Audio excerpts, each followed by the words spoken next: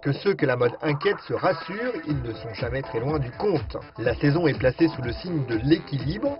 Fini les fulgurances, les excès, place au naturel, avec toujours une grande place accordée au basique. L'homme cette saison est très costume et chaussures à bout fleuri, mais sa garde-robe formelle s'enrichit de touches d'originalité. Le gris, le noir et le marron peuvent laisser la place à quelques notes orangées, mais attention à ne pas en abuser. On n'est plus dans les grosses tendances, dans les grandes tendances, on est plutôt dans les styles.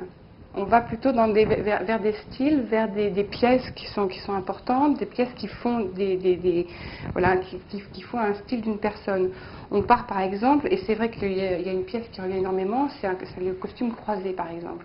Il revient, on n'ose pas trop le porter, mais aujourd'hui il est accessoirisé, il est porté d'une façon un peu différente, ou au contraire très strict, mais avec des chaussures un peu plus moins urbaines que le costume. Alors, on essaie des couleurs autres que le noir, le gris qu'on retrouve partout et le marron aussi. On essaie des couleurs comme le bordeaux, comme l'ocre et des pointes de orange aussi. Mais c'est pas du orange partout, c'est vraiment des petites touches. Donc il n'y a pas une grosse couleur de l'hiver. Sinon le pantalon reste un peu comme cet été, assez court, assez étroit. Souvent on a des pinces qui viennent en fait donner un peu d'ampleur en haut. Mais le bas reste étroit et un peu court pour mettre justement en valeur que ce soit les chaussures, que ce soit beaucoup de chaussettes qui se montrent aujourd'hui.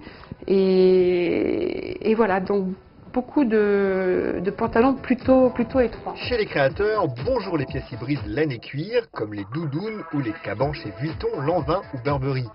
Comme le manteau militaire, le duffel coat fait son grand retour, tout comme la cape. La maille se porte moins près du corps, comme chez Hermès, Dries Van Noten, Dior ou Armani. La maille et les carreaux, le classicisme est de mise. Alors tant Hermès que Bottega, etc. travaillent énormément la maille et c'est toujours les plus beaux pulls et les plus importants et les plus imposants avec des matières incroyables. On a un hiver qui commence mais avec très douillet et très moelleux. Je pense que Bottega Veneta serait vraiment une des marques qui ressort aujourd'hui dans toutes les collections. En tout cas, c'est celle que j'ai moi préférée. Enfin, j'ai adoré son défilé, dans les structures des costumes, dans la maille, dans tout ça. Oui. C'est vrai que c'est plus Bottega. On reste dans la pollinée qui rentre aussi en ville, évidemment, que ce soit chez Margaret Howell. Tout le monde a fait de la pollinée. Et c'est vrai qu'on a des manteaux longs en peau, que ce soit aussi avec la fourrure qui vient sous les vestes, sous les manteaux comme Discord. Je parlais de bimatière, encore une illustration dans l'inverse, c'est-à-dire qu'on a un col revers de costume qui est ajouté à un cardigan long en crochet, en maille et crochet, comme ça, et qu'on porte comme un manteau par-dessus un t-shirt, par-dessus ce qu'on veut. C'est Paul Smith qui fait ça, voilà, c'est une nouvelle façon de travailler les manteaux, les vestes, les par-dessus, etc. C'est de faire une double matière. Ça donne de la structure en plus au cardigan. C'est une pièce qui est vraiment belle.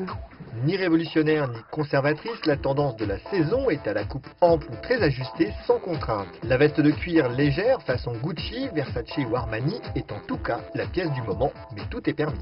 En pratique, quelques looks choisis par Nathalie.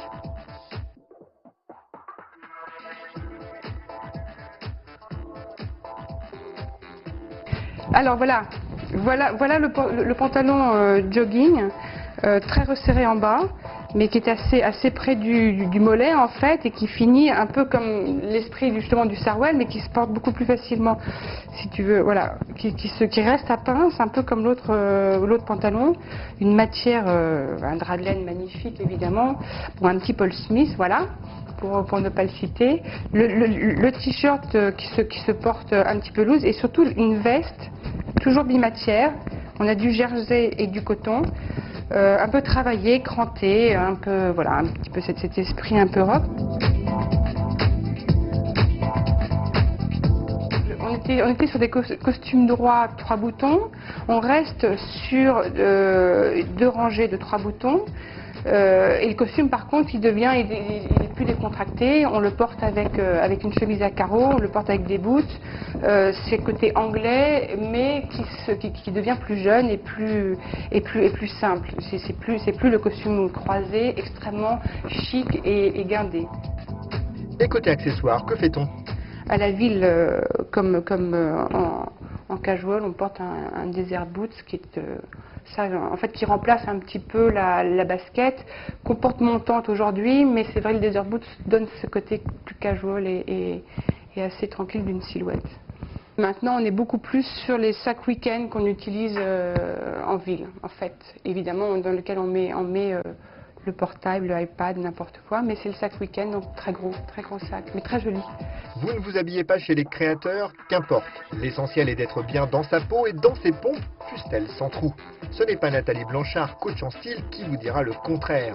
Des VIP du 7e art au cadre pressé, les vestiaires pour hommes, ça la connaît. En fait, c'est l'évolution normale de ce que je fais depuis des années maintenant pour les magazines. Je suis styliste pour les photos avec des comédiens, beaucoup de musiciens, etc.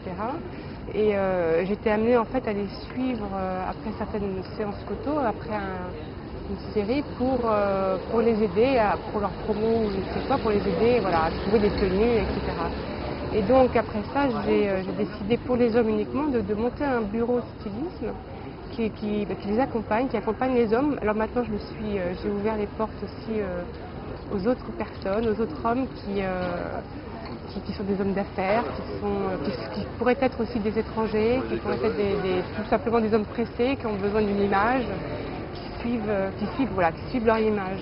Je scanne la personne vite, je détermine son style, je vois un petit peu sa physionomie, sa façon d'être, ce qui pourrait aller comme marque, etc.